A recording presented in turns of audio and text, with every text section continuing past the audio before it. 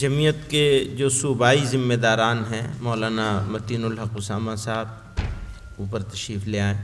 اسی طرح حضرت مولانا قاسم صاحب جمعیت علماء بہار اوپر تشریف لے آئیں. مولانا منی پور کے مولانا سعید صاحب، ان سے بھی درخواست ہے کہ اوپر تشریف لے آئیں. مولانا مفتی جاوید اقبال صاحب، حاجی ہارون صاحب اوپر تشریف لے آئیے. مولانا عبد القادر صاحب اوپر تشریف لے آئیں. ہمارے حسیب صدیقی صاحب سے بھی درخواست. جذبات تشکر سے معمور ہے کہ آپ حضرات نے موسم کے ناموافقت اور مصروفیات کے باوجود جمعیت علماء ہند کی دعوت پر سفر کی صعوبتیں برداشت کیں. اللہ تعالیٰ سبھی شرکاء کو جزائے خیر سے نوازیں، آمین. بالخصوص جن حضرات نے پوری محنت اور تندہی سے متعینہ موضوعات پر تحقیقی مقالے تحریر فرمائے، ان کی خدمت میں ہدیہ تشکر پیش کرنا احقر ضروری سمجھتا ہے. اللہ تعالیٰ سبھی مقالہ نگاروں کی محنتوں کو قبول فرمائیں اور ہم سب کو اکابر و اسلاف کے نقش قدم پر چلنے کی توفیق عطا فرمائیں، آمین. حضرات گرامی، اس طرح کے سیمیناروں کا مقصد محض ایک اجلاس یا اجتماع کا انعقاد نہیں ہے، بلکہ شخصیات کی خدمات کے ضمن میں اپنی تاریخ کی یاد دہانی اور اس کا مذاکرہ مقصود ہوتا ہے. اور نازک موڑ پر ان حضرات نے جس طرح ملت کی رہنمائی فرمائی اور قربانیاں پیش فرمائیں، ان کے تذکرے سے خود اپنے اندر جذبہ عمل پیدا ہوتا ہے اور جماعت کی فکر اور اس کا نظریہ اجاگر ہوتا ہے.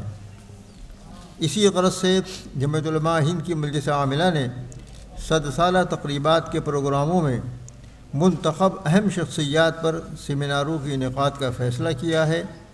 یہ سیمینار اس سلسلے کی پہلی کڑی ہے.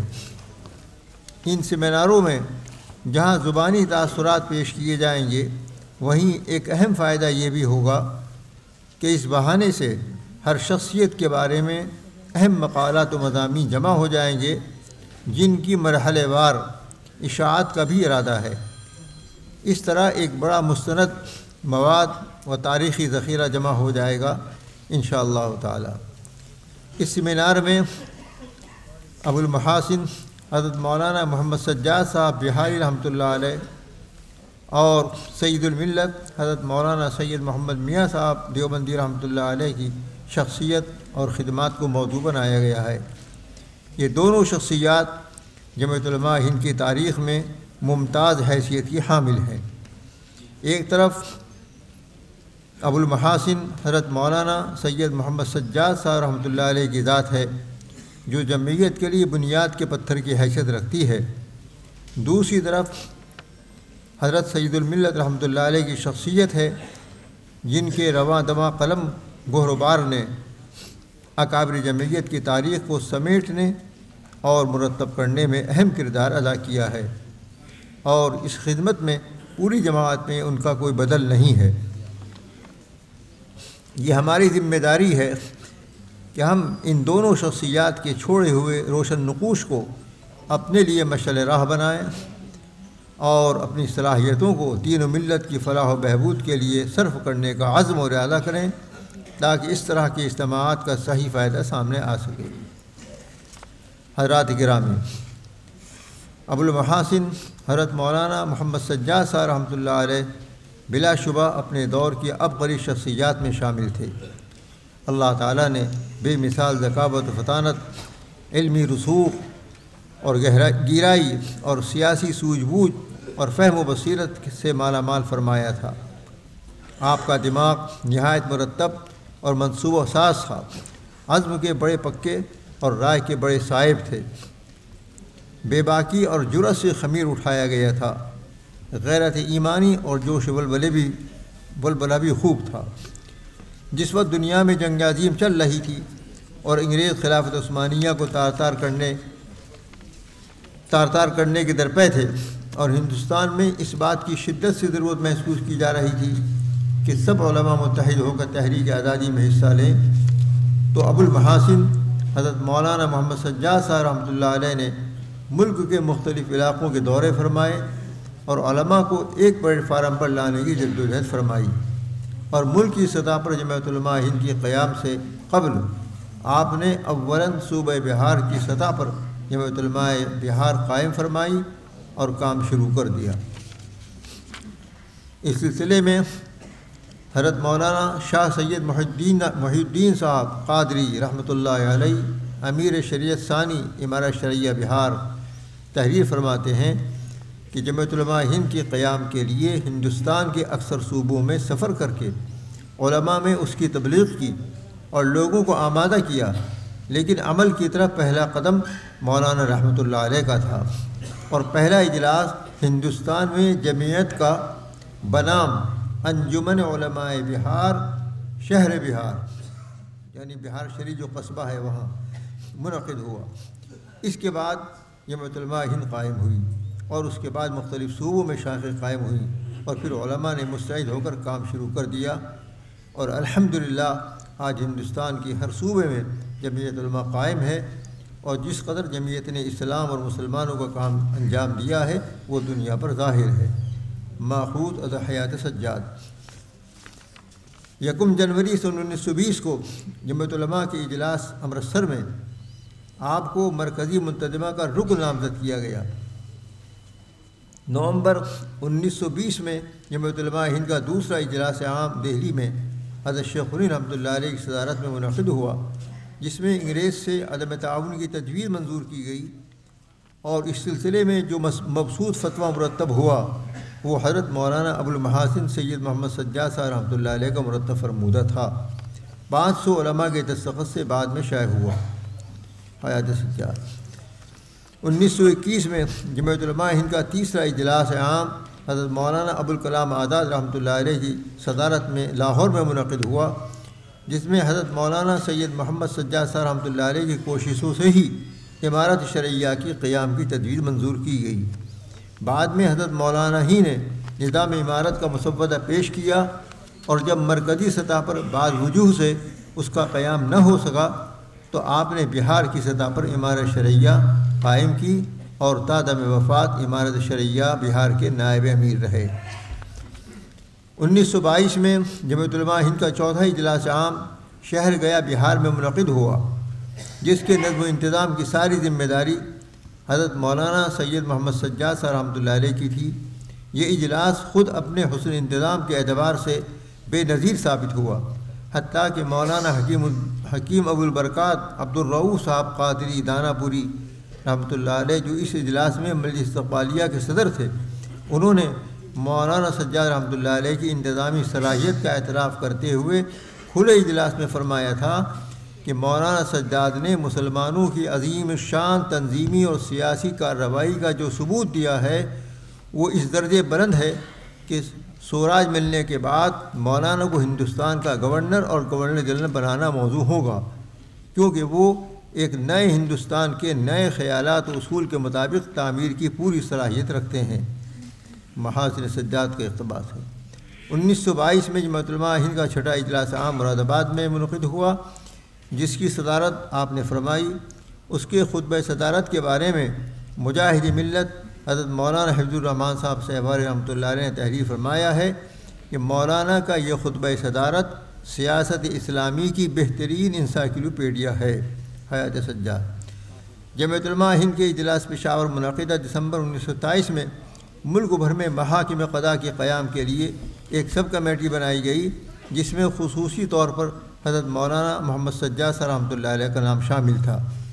اسی طرح مسودہ قانون فسخ نکاح کی تیاری کے لیے 1936 میں مراد آباد کے اجلاس میں آپ کو ذمہ داری دی گئی، اور آپ نے نہایت عرقریزی کے ساتھ مسودہ پیش فرمایا۔ علاوہ ازیں آزاد ہندوستان کے دستور اساسی کے بارے میں جمعیت علماء ہند کا مشہور فارمولہ تیار کرنے میں بھی حضرت مولانا موصوف رحمۃ اللہ علیہ کی کاوشیں شامل تھیں، اور نہرو رپورٹ جس میں مسلمانوں کے مذہبی احکام میں دخل اندازی کی گئی تھی، اس کی مخالفت میں بھی آپ کا کردار ممتاز رہا، اور آپ نے اس بارے میں جمعیت علماء ہند اور ملت اسلامیہ کی طرف سے بھرپور وکالت کی، جس کی بنا پر انڈین نیشنل کانگریس کو یہ رپورٹ بالآخر رد کرنی پڑی۔ وغیرہ۔ جولائی 1940 میں آپ کو باقاعدہ جمعیت علماء ہند کے مرکزی ناظم عمومی کے منصب پر فائز کیا گیا، لیکن افسوس کہ آپ کی عمر نے وفا نہ کی اور نومبر 1940 میں آپ کی وفات کا سانحہ پیش آ گیا۔ انا للہ و انا الیہ راجعون۔ اس طرح کل 6 مہینے آپ نے نظامت عمومی کے منصب پر فائز رہے۔ مولانا موصوف بے نفسی، سادگی کے ساتھ جرأت اور حمیت میں بھی اپنی مثال آپ تھے۔ اللہ تعالیٰ آپ کے درجات کو بے حد بلند فرمائیں، آمین۔ سید الملت حضرت مولانا سید محمد میسر رحمۃ اللہ علیہ۔ حضرات گرامی قدر، آج کے سیمینار کا دوسرا موضوع سید الملت حضرت مولانا سید محمد میسر دیوبندی رحمۃ اللہ علیہ کی ذات گرامی ہے۔ موصوف دیوبند کے خانوادہ سادات رضویہ کے جسم و چراغ تھے اور جامع الکمالات شخصیت کے مالک تھے۔ علمی رسوخ، نظریے کی پختگی، سلامت روی، بے نفسی اور تواضع جیسی عظیم صفات سے آپ کا خمیر اٹھایا گیا تھا۔ اس پر ترا یہ کہ زبان کے ساتھ ایسا اطیب اشہب قلم بھی نصیب ہوا جو تا دم آخر چلتا ہی رہا اور مختلف دینی، علمی اور سیاسی و تاریخی موضوعات پر مفید اور قیمتی تصانیف وجود میں آنے کا سبب بنا۔ بالخصوص تحریک آزادی ہند میں علماء حق کی قربانیوں پر آپ کی بلند پایہ تصانیف سند کا درجہ رکھتی ہیں، جن میں علماء ہند کا شاندار ماضی 4 جلدیں، علماء حق اور ان کے مجاہدہ کارنامے 2 جلدیں، اسیران مالٹا، جمعیت علماء کیا ہے اور تحریک شغل ہند خاص طور پر قابل ذکر ہیں۔ آپ دارالعلوم دیوبند کے ممتاز فاضل اور شیخ الحدیث امام العصر حضرت علامہ انور شاہ کشمیری رحمۃ اللہ علیہ کے خاص شاگرد تھے۔ دارالعلوم دیوبند سے 1925 میں فراغت کے بعد مدرسہ حنفیہ آرا بہار میں تدریسی خدمات پر مامور ہوئے۔ پھر 1928 میں جامعہ قاسمیہ مدرسہ شاہی مراد آباد سے وابستہ ہوئے اور یہیں پر آپ نے جمعیت علماء کی ابتدائی ممبر سازی قبول فرمائی اور جلد ہی مقامی اور صوبائی جمعیت میں سرگرم خدمات انجام دینے لگے، اور یہ تعلق ایسا مضبوط ہوا کہ جمعیت علماء آپ کا اڑنا بچھونا بن گئی اور تدریس کے علاوہ پورا وقت جمعیت علماء کی تحریکات اور انتظامی مصروفیات میں گزرنے لگا، تاہم کہ 1944 میں جب آپ کو جمعیت علماء ہند کا مرکزی ناظم بنا دیا گیا تو آپ مراد آباد سے دہلی منتقل ہو گئے۔ یہ تحریکات کے عروج کا دور تھا۔ آپ نے اس دور میں مجاہد ملت حضرت مولانا حفظ الرحمان صاحب سے رحمۃ اللہ علیہ کا دست راست بن کر عظیم الشان خدمات انجام دی۔ 1962 تک آپ مرکزی ناظم رہے۔ اس کے بعد 1 سال تک ناظم اعلیٰ کے منصب پر بھی فائز رہے۔ جمعیت علماء سے آپ کا تعلق کیسا تھا، اس بارے میں ڈاکٹر ابو سلمان شاہ جہاں پوری لکھتے ہیں کہ جمعیت علماء ہند، اس کی سیاست، اس کے رہنماؤں، اس کے مقاصد اور اس کے اصول سے لے کر فروع تک سے مورخ ملت کا تعلق جسم و جان کا سا تھا۔ جمعیت علماء ہند کے ایک دور کی کہانی مولانا محمد میسر رحمۃ اللہ علیہ کی کہانی تھی۔ مجاہد ملت حضرت مولانا حفظ الرحمان صاحب رحمۃ اللہ علیہ کی حیات اگست 1962 میں انتقال تک جمعیت کے روح رواں رہے۔ ان کے انتقال کے بعد 1 سال تک وہ جمعیت کے ناظم اعلیٰ کے منصب پر فائز رہے تھے۔ اس کے بعد منصب کی ذمہ داری کے بغیر جمعیت سے ان کا تعلق اسی طرح ذوق و خدمت کا باقی رہا۔ اس دور میں جمعیت کے ذریعے جتنی بھی تحریکات چلائی گئیں ان میں حضرت مولانا محمد میسر رحمۃ اللہ علیہ کا مرکزی کردار رہا، خاص طور پر دینی تعلیم بورڈ کا قیام اور اس کے لیے نصاب کی تیاری اور ارتداد زدہ علاقوں میں مکاتب کا قیام مولانا کے یادگار کارناموں میں شامل ہے۔ اسی طرح جدید فقہی مسائل کے حل کے لیے ادارۃ المباحث الفقیہ کا قیام بھی حضرت مولانا موصوف کا مرہون منت ہے۔ شیخ الاسلام حضرت مولانا سید حسین احمد مدنی اللہ مرقدہ سے آپ کو بے انتہا عقیدت تھی اور حضرت کا کامل اعتماد بھی آپ کو حاصل تھا، جس کا اندازہ آپ کی مختلف تحریرات سے لگایا جا سکتا ہے۔